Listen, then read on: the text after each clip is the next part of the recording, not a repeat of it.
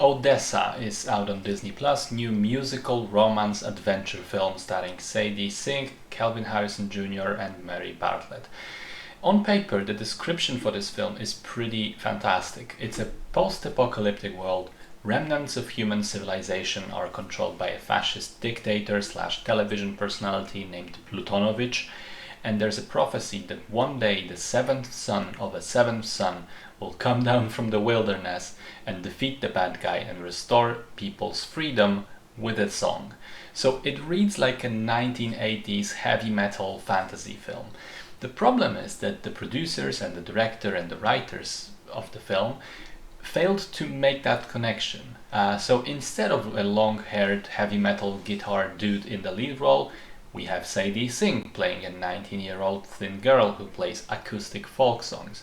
Instead of the soundtrack being banging and electric and energetic, it's mostly forgettable ballads with mediocre lyrics that I cannot imagine ever inspiring anybody to do anything, let alone a crowd to a rebellion.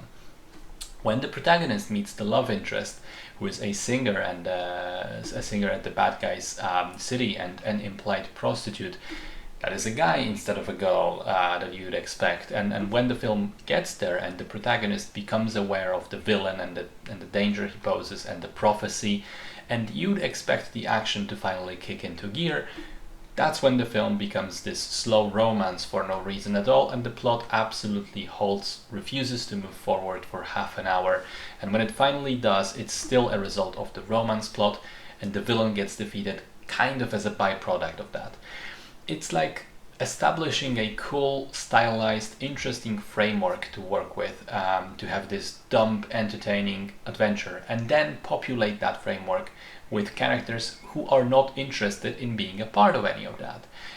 And developing the setup world and characters and factions in a way that seems completely disinterested in exploring any of this. It's lifeless, boring, completely unengaging.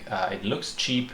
Songs are very mediocre. The only thing that was good about the film was Sadie Sink's singing voice. I was actually really impressed with it and surprised that it was her doing the singing. After the first two songs, I thought she was being dubbed by some actual singer, but no, it's all her. So credit there, because she deserves it. Everything else about this film is shit and doesn't warrant your time or attention. Stay away from this one.